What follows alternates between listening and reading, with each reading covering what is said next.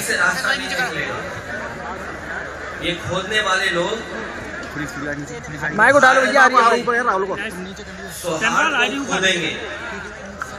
और पहले भी गलत था, क्योंकि जब हमारे देश में प्लेसेस ऑफ वर्शिप एक्ट पहले से मौजूद है और प्लेसेस ऑफ वर्शिप एक्ट इस बात की पाबंदी लगाता है कि किसी तरह की चीजों में इस तरह के खुदाई के काम न हो।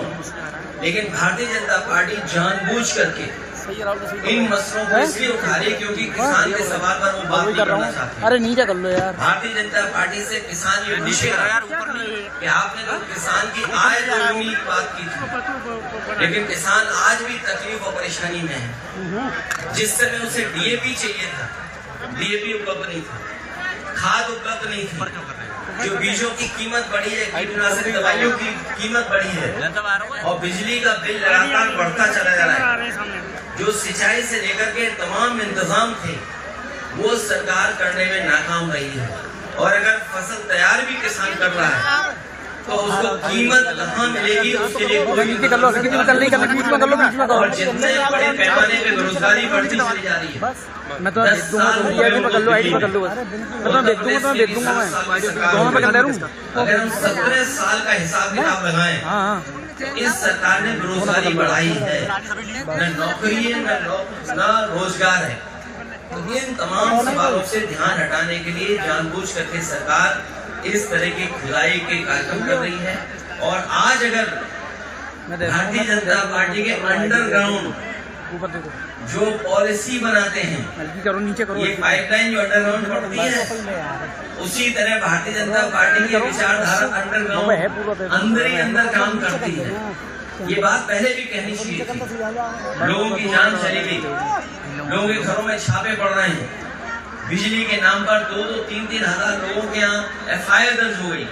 अगर ये बात गलत थी भारतीय जनता पार्टी की तो जान तो वापस नहीं ला सकते हैं। उन्हें मुआवजा देना चाहिए उन गरीब परिवारों को, और जितने भी झूठे मुकदमे लगे हैं, चाहे वो संसद पे हो चाहे किसी को, सब वापस देने चाहिए। सांसद के खिलाफ करोड़ों की रिकवरी जारी की गई है। संभल में सांसद के खिलाफ बाबा साहब भीमराव अम्बेडकर जी ने हमें संविधान दिया है और लोकतंत्र में ये हमारे लिए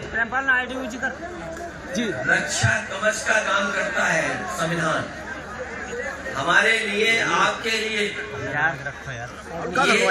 संविधान रक्षा करता है। हमें आपको सम्मान और जानबूझ करके भारतीय जनता पार्टी अपमानित करना चाहती है। ये तमाम वो लोग हैं जिन्होंने कभी सम्मान नहीं किया संविधान का, लोकतंत्र का और बाबा साहब भीमराव अम्बेडकर का। जो बीजेपी के लोग, केवल एक नहीं, बीजेपी के सभी लोगों को माफी मांगनी चाहिए। समाजवादी पार्टी आगे कहां तक जाएगी? समाजवादी पार्टी जनता के बीच जाएगी। इन किसान भाइयों से, नौजवानों से अपील करेगी, माता बहनों से कि भारतीय जनता पार्टी लोगों को हराओ। संबल सांसद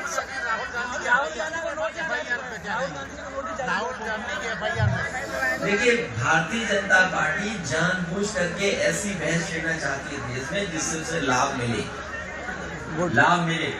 वो लोकसभा परिसर की घटना है। कई बार लोकसभा परिसर में ऐसी घटनाएं हुई हैं जिसमें FIR दर्ज नहीं हुई।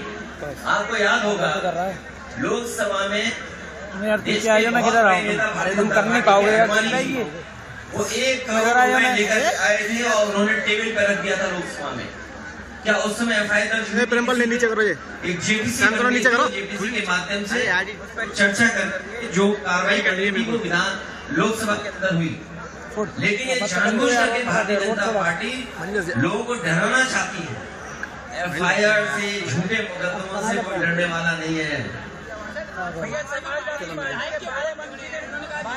भारतीय जनता पार्टी आतंकवादी संगठन है। हो सकता है उन्होंने ज्यादा कह दिया हो, उन्हें ये लगा हो जो नफरत फैलाने वाला दल है।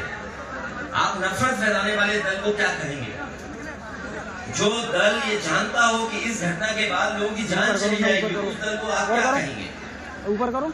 केवल एक जगह नहीं, कई उदाहरण में दे सकता हूँ जहाँ पर भारतीय जनता पार्टी ने इस तरह नफरत फैलाने का काम किया है। भैया संभल में मंदिर जगह जगह निकल रहे हैं और शहरों में भी ये स्थिति बनती है। ये फिरोजाबाद तो बहुत पुराना शहर है, यहाँ अगर खोद दो तो न जाने क्या मिले।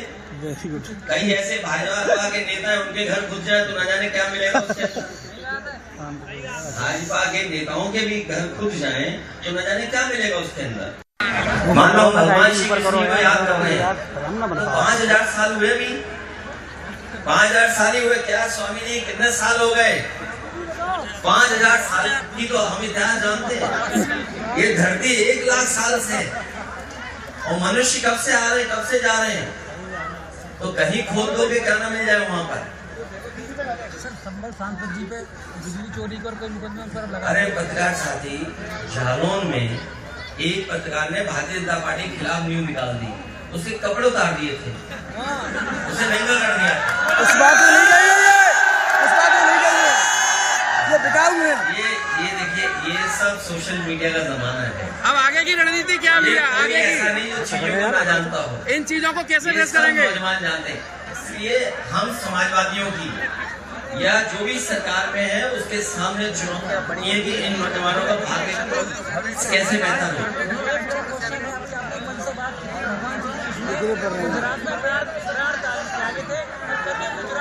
ऊपर करो यार, आईटी न कर पा रहे तुम ऊपर। आपका इशारा मोदी जी की तरफ है, योगी मोदी। जो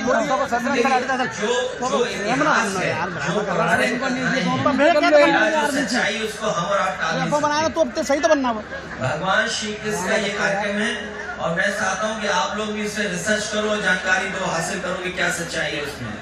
क्योंकि जब भगवान श्री कृष्ण ने जिस समय प्राण छोड़े, उसी समय से मान्यता है कि कलयुग शुरू हो गया। और वो स्थान जहाँ पे भगवान श्री कृष्ण ने प्राण छोड़े वो गुजरात में है, सोमनाथ के बगल में है। और जिस पेड़ पर भगवान श्री कृष्ण बैठे थे, अगर मैं आपसे पूछूं कौन सा पेड़ था तो बता सकते हो क्या?